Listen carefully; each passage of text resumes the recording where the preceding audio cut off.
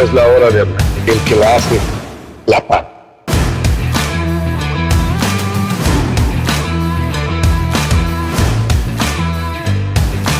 Ya es la hora de hablar con Carlos Mata. Ya es la hora de hablar, el programa que tenemos ahorita aquí en YouTube, que lo estamos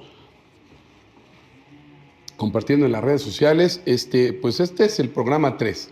Estamos viendo el asunto de Marcos N. Marcos N, en resumen, es una persona que hiciera vida con Magda. Magda es una mujer, es una Artemisa, es miembro del colectivo de Artemisas Baidelos. Artemisas es una organización femenil que lidera a mi esposa Zulma Zagal. Entonces, antes que nada, presentarles, mi querida Magda, ¿cómo estás? Ya tratando de tomar rumbo en otros aspectos de mi vida que estaban completamente pausados por todo este terror que venía viviendo en materia civil y todas las cuestiones legales que venía enfrentando por parte de este señor. Magda, te voy a hacer una serie de preguntas que son más que nada de tema aclaratorio, pues para que la comunidad que nos sigue en redes sociales, la comunidad que nos ha apoyado, esa comunidad que tanto apoyo nos ha mostrado, ¿cómo es que empieza todo este viacrucis? En algún punto de la vida, pues hiciste vida con esta persona, ¿no? Así es. ¿Cómo empieza a descomponerse? Me platicabas ayer que esto pasó en el 2020, 21, cuando tú dices, no más. ¿Qué pasa? Así es. Bueno, muy rápido. Nos casamos en 2013. Empezamos con el tema de tener hijos en 2014. No es hasta pasado cierto tiempo, hasta pasados los años, que caes en la cuenta de que esto no es normal. Caes en la cuenta de que sí tiene un nombre lo que estás viviendo, que sí es real, y es lo que pues enfrento. Así viví desde que nace nuestra primera hija hasta 2020, de 2015 a 2020, fue una situación donde iban y venían situaciones que no me quedaban del todo claras, pero que hoy entiendo que tenían que ver con este famoso gaslighting. Tomemos en cuenta que la acción jurídica por la que se inició y se desencadenó todo esto al día de hoy fue una violencia familiar. Hay diferentes grados de violencia. No normalizar la violencia es un factor importante. Los grados de violencia van de acuerdo a lo que establece el violentómetro. El violentómetro te establece cosas como conductas tan sencillas como violencia económica, microviolencia, controlarte la vestimenta, el no dejarte convivir con las personas, el controlar las etapas de tu vida. Muchas veces no valoramos o no enfatizamos este tipo de violencia porque creemos que al no haber sangre, al no haber golpes o al no haber marcas contundentes de esta violencia, no es violencia. No, ojo. Son etapas tempranas de una violencia que en el caso de Magda desencadenaron en una violencia, una agresión de índole sexual para sus menores hijas. Es peligrosísimo el no identificar los niveles de violencia desde una etapa inicial. El no tener bien identificado qué es violencia y qué no es violencia, el tú pensar que son cosas de estereotipo comunes en un matrimonio, te pueden llevar a un tema tan doloroso, tan triste, tan terrible. Este es el antecedente de cómo esta microviolencia, de cómo estos inicios de algo que no deja marca, de algo que no te deja golpeado, de algo que no te deja sangrado, te llevó a lo que estás pasando el día de hoy. Cuando tú ya decides, ¿sabes qué? Me divorcio, después de todas estas etapas en donde incluso te culpas a ti misma de haber sido como la que ocasionaste estos temas y llegas al divorcio, ¿todo iba bien? ¿Todo había empezado bien en el divorcio? ¿O en ese momento empezaste a descubrir ya síntomas de violencia más agudizados? Fíjate que pasó algo bien curioso. Yo no tuve que esperar una situación, vamos, no ocurrió algo abrumadoramente como de alarma o de alerta para que yo dijera, ¿sabes qué? Hasta aquí llegamos.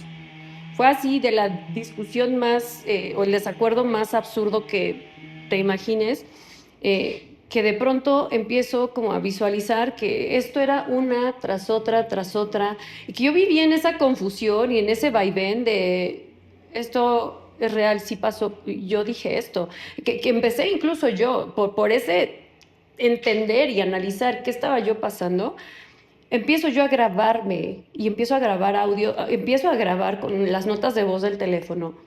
Cuando yo intentaba acercarme a él, decir, ¿qué dije? ¿Qué dijo? ¿Y en dónde estuvo la falla que terminé o disculpándome o sintiéndome culpable o terminé con toda la responsabilidad de X planteamiento, X discusión? Yo pido el divorcio en octubre del 2020 con mi hija pequeña de meses. Ella nació en junio, tenía 4 meses, cuando yo digo, ya hasta aquí. Aquí destaquemos esto, las conductas que se le están señalando, atribuyendo a Marcos N., son conductas de carácter sexual sobre sus menores hijas. Por eso es importante esta parte. Él lo que logró a través de diferentes mecanismos que aún no podemos establecer, pero que tenemos algún grado de convicción que logró establecer, son mecanismos de favorecimiento por parte de algunas autoridades, en este caso el Tribunal Superior de Justicia del Estado de México, particularmente el Juzgado Séptimo, en donde le dan un régimen de convivencia que a lo largo de 20 años que he tenido o sido dueño de un despacho, de un jurídico, jamás había visto ese nivel de convivencias. Por eso es importante este tema. Magda nos está platicando cómo él quería, te doy lo que sea, pero yo quiero 2 semanas de exclusividad, tiempo con ellas, y 2 semanas tú. Era el convenirlo. Cuando una de ellas ya estaba en la escuela, ya estaba en la primaria, ya tenía muchas actividades, ¿no? Cosa que es anómala o atípica en la mayoría de los convenios que se hacen en materia familiar. Sin embargo, digo, no me sorprende, es atendible su petición. Al no acceder a esto detona una guerra intestinal jurídica. ¿Es así? Yo le pido que me diera oportunidad de revisar una segunda opinión en cuanto a, o sea, por qué tiene que ser la firma de un convenio, perdón, en esos términos. Y él, claro, estaba totalmente aferrado a, no estoy dispuesto a que sea menos de esto. Reviso literalmente porque no contaba ni con los recursos económicos y anímicamente era para lo que, en medio de tanta confusión, de tantas cosas y además con pandemia, una niña muy chiquita que yo trataba de dar pasos firmes, pero a la vez hoy me doy cuenta que estaba dando pasos en medio del fango, en medio de arenas movedizas, donde cada que yo sentía que estaba dando un paso y que iba a salir de algún lado, no me daba cuenta en ese momento que me estaba hundiendo, me empezaba a hundir y que estaba abriendo apenas la puerta del infierno que he vivido hasta el día de hoy. Vienen cosas muy distintas cuando yo llego y planteo toda esta situación. Llego muy, muy estresada, sabiéndome vigilada, porque él es ingeniero en sistemas computacionales, se dedica a la ciberseguridad y de una forma muy sutil, en diferentes momentos y en otras no tan sutil, me ha hecho ver, durante el tiempo que estuvimos juntos, que tiene acceso y control a tu información. A todo, absolutamente a todo. Pasan cosas todavía muy raras, pero bueno, eso es ya. Desafortunadamente ya lo normalicé y trato de lidiar con eso. Pero al día de hoy, cuando yo me acerco y digo que necesito una segunda opinión, voy con abogados del DIF. Y en ese momento, ahí acaba el problema porque se inicia una demanda de divorcio incausado. En esta demanda, en segunda junta de avenencia, es donde se acepta el convenio, acepto yo también, bueno, está bien que convivan de esta manera tan recurrente que implicaba ciertos días entre semana. A ver, ¿nos puedes describir un poquito cómo eran estas convivencias para que la gente que nos está viendo los programas, Claro. la gente que nos está viendo aquí en su celular, que nos está viendo en su pantalla, entienda cómo eran estas convivencias? ¿Por qué lo anómalo? ¿Por qué lo atípico? Hago el paréntesis. Después de que se inicia la demanda con abogados del DIF, la contestación que él da es, ya no quiero que vivan conmigo. O sea, bueno, no en esos términos, pero él propone, bueno, entonces que convivan conmigo entre semanas 1 y 3 del mes, lunes, miércoles, viernes, semanas 2 y 4 del mes, martes, jueves, más sábado y domingo. En una etapa inicial, esos días eran de fin de semana, era por un periodo de 4 horas, nada más. Iba y regresaban las niñas, el sábado y el domingo lo mismo, 4 horas y volvían. Entre semana, todos, sin importar el día, el horario era de 5:30 a 8 de la noche. Entonces, en este ir y venir, claro que va minorándose este asunto de la pandemia. Termino aceptando este convenio porque dije, bueno, para mí ya era un ganar el saber que mis hijas ya no iban a estar sometidas al estrés y al cambio y al a ver si se adaptan o no a una situación de vivir 2 semanas con el papá, 2 con la mamá y así toda su vida, hasta que cumplían mayoría de edad o hasta que no sé qué iba a pasar en el futuro con ellas, ¿no? Si ahora algún tipo de manipulación más enfocada a no te conviene ir con tu mamá por X situación.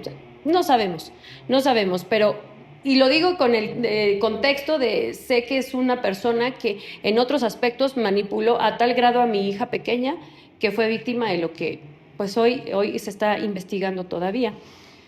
Al ver que él contesta en esos términos y que a pesar de que era muy recurrente, y claro, teniendo también la presión de una secretaria de acuerdos, del abogado que en ese momento le tocaba presenciar y acompañarme en la segunda junta de avenencia, la abogada de este señor, estando yo ahí pensando en mis hijas y en qué hago, qué le digo, y bueno, ya no suena tan descabellado, yo espero que sea algo que puedan hacer.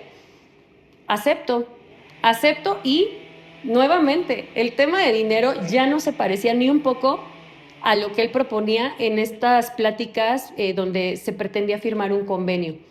En esos términos ya la pensión era de un 30% nada más y sí sonaba como algo con lo que podían vivir bien las niñas, sin embargo vinieron cambios en lo económico con el paso del tiempo.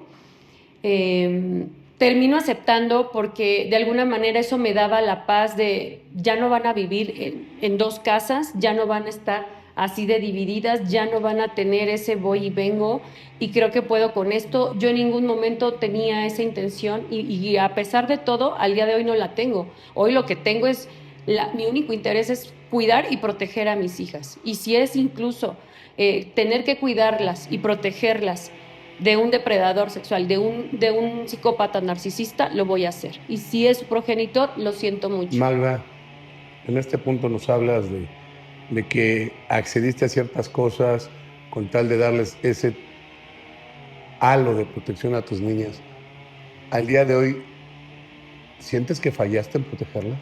Sí en el sentido de, veo que justamente al yo no firmar ese convenio, ahí es donde yo despierto, digamos, al monstruo.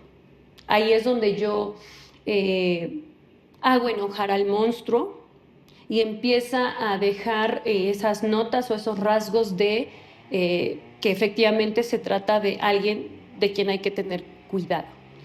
Yo para ese momento, cuando firmo, no sabía que estaba lidiando con un monstruo, con que estaba despertando a alguien que venía dormido, tranquilo, como sedado, pero que justamente el yo buscar cómo salirme de su control estaba generando muchas cosas a mediano o largo plazo. ¿Tú consideras que el no haber accedido a sus exigencias, a sus demandas, a la firmeza, a la contundencia con la que él te exigía las cosas, provocó esto?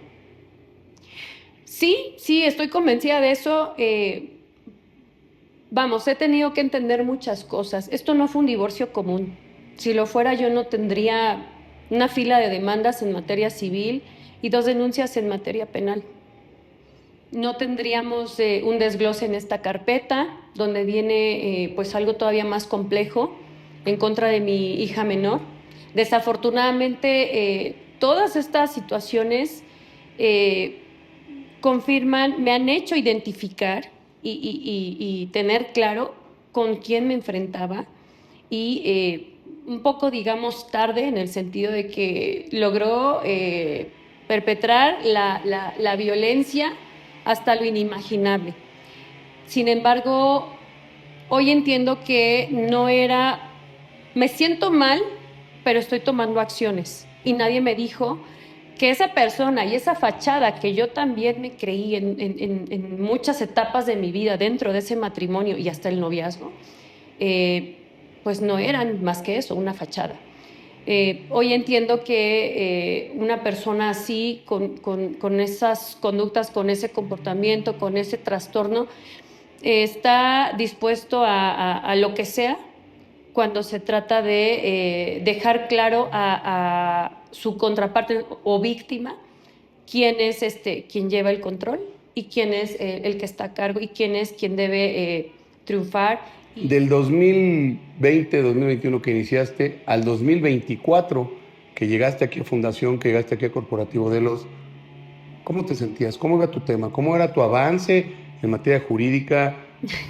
Yo me acuerdo muy bien que llegaste derrotada. Yo te vi derrotada con el terror de que decías, oye, estoy perdiendo todo, este cuate me está agobiando en demandas, me está agobiando en cosas que eran tan obvias que algo estaba mal, claro, pero que de una extraña manera la autoridad no hacía caso. muy afectada porque quien en su momento me representó en materia civil no era, vamos, no era mi amiga, pero sí era una persona que conocía. Eh, no nada más, me dolía mucho dos cosas, que es mujer, que es madre. Y si fue el primer momento de forma contundente con esta sentencia de este juicio de vía de apremio que exigía el cumplimiento forzoso del convenio en cuanto al régimen de convivencias. Una sentencia 100% favorable para este señor, en el sentido de si tú no permites o no fomentas estas convivencias de tus hijas con su padre, la consecuencia inmediata es vas a perder la guarda y custodia de las menores. ¿Te sentiste intimidada por tu propio abogado? O sea, la persona que te representaba, lejos de darte esa seguridad, ese apoyo, ese acompañamiento, de alguna u otra manera te hizo sentir intimidada. Me hizo sentir no solo intimidada, sino fuera de lugar, porque cuando emiten esta sentencia le digo, bueno, ¿qué sigue? Y pues, si quieres, podemos promover el amparo, si no mal recuerdo era lo que procedía. Pero te digo una cosa, lo que puede interpretar el juez es que efectivamente lo que quieres es que no convivan tus hijas con él y que quien tiene un conflicto eres tú. Así, literal te lo dijo. Me quedo helada, dije, ok, yo no entiendo nada, o sea, más allá, nunca la vi como, o sea, vamos, yo soy abogada, jamás litigué, fuimos compañeras en la universidad, pero yo me sentía en buenas manos por dos hechos. Es mujer, es mamá, de verdad. Cuando me dice estas dos cosas, perdón, estaba destrozada. Más allá de lo que me dice, o sea, el saber la situación legal, procesal en la que me encontraba, agobiada en demandas, que ya venía una nueva demanda, o sea, tantas cosas, yo estaba ya muy frustrada también, con mucha impotencia y mucho dolor, porque el sistema judicial en México es desafortunadamente muy indolente.